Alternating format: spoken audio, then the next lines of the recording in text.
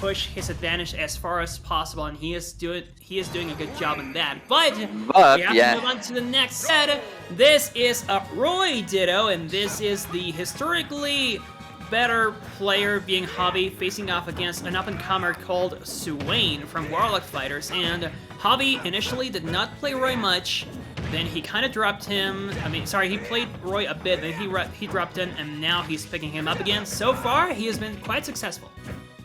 Yeah, I think Javi has a very good Roy, and I think the fact that Javi plays also with one of the best neutral that I have seen gave the advantage against Javi. I think Roy has been very popular in these days, but Javi show us what Roy can do. Jab forward smash is gonna do the trick. Let's see what Swain does in this first match to bring these things back.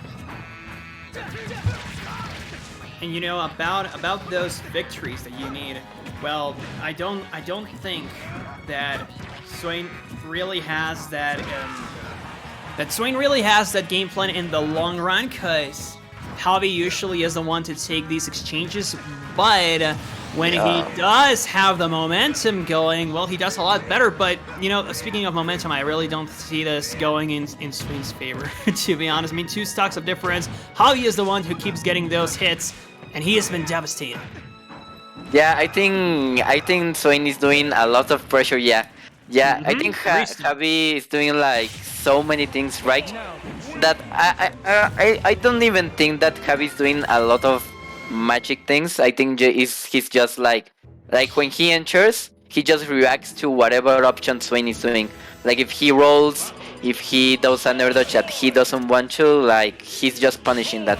And I think that's a very important point to take in this particular match, because in the Dittos especially, it's just to be who has the better neutral. We saw it right now in this first game that Javi is doing a lot of pressure. Now Swain begins with the counter pick of not being like too campy or not being too many patient.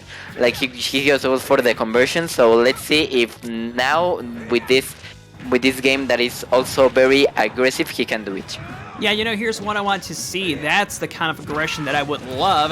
And there you go. Swain is actually finding success with it. This is the kind of game plan that you expect from Roy. And it came a bit late, unfortunately. But, better late than never, I guess. And Swain is now actually trying to catch Javi in disadvantage. But Javi has been playing a lot more defensive. And he's been doing a good job with it. He's catching Swain in his jumps, and sometimes preventing Roy from getting in is the best way to punish him, instead of just trying to punish his hit on shield, because he's safe on shield a lot of times. Yeah, let's see. Okay, Swain doesn't matter because he hit the stack right now. The dash attack that is not working. Javi tries to find that stock, but can't do it. Swain is doing a lot of job. I don't know what he saw in the last game. I don't know what changed, but he's doing pretty well. Okay, he would have gone with the first, but doesn't matter. Jab backer is gonna do the trick right now. 85%. Now Swain all has to do is try to catch up the option. He tried to do the same thing backer to forward, but it doesn't work. Let's see what happens here. Swain tries to do the forward smash, but Javi really is not a person that gets scared easily, so it's gonna be a difficult task, like to have Javi air dodge or some kind of stuff. So let's see what Swain does to make Javi do that kind of mistakes.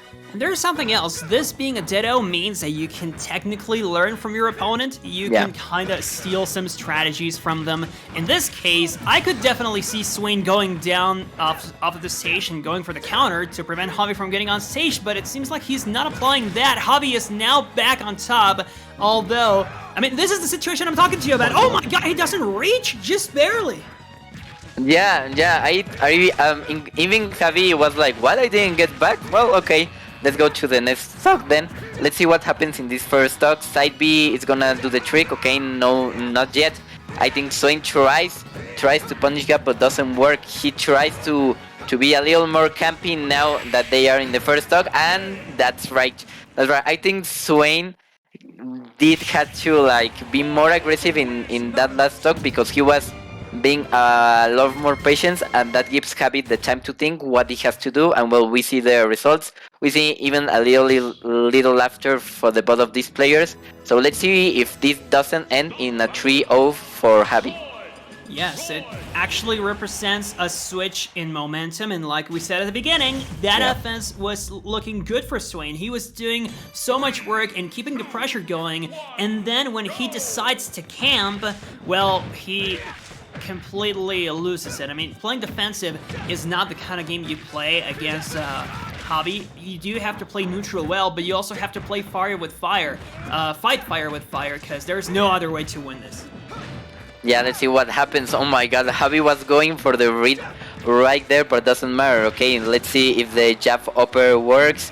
Okay, Javi was going for the read that Chuck did against Plesky like a lot of time ago. That was the neutral V. I think that a lot of Roy players are doing that, and that's very difficult to go against. Okay, the side B, good parry from Javi. I think Javi now has the advantage very well. It's Swain doesn't get the stock right now. Javi gets to the ledge very well. Let's see if Swain can do it. Okay, he doesn't want to do it, and the jab backer is gonna do the deal. I think a lot of stocks is jab backer in the ledge.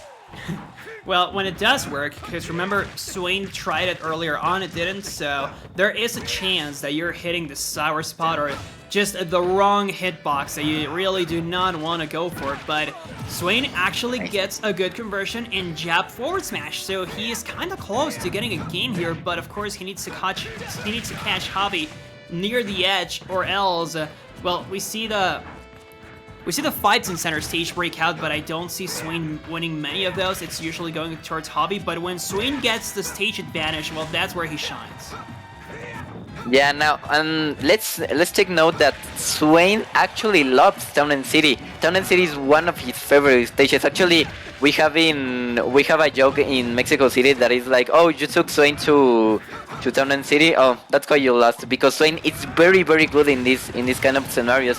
Javi finds the second stock, but let's see what happens, because I think Swain is very comfortable in this stage, so he can do a lot of tricks.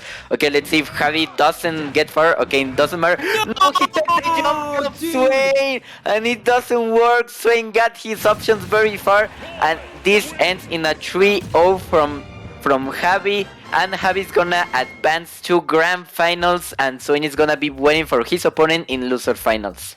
Well, that was something I did not expect to see. Yeah. Like I told you, there is a lot to win in the recovery game, the edgeguard game. Javi, a lot more experience in going off stage. He might be a lot more confident to use Roy's distance fully. Even if he doesn't reach the stage at times, he knows that there is a lot more to win, and this was an example of that. And also, that was winners finals. These guys did not lose a set previously, and now Swain goes down with a 3-0. That just goes to show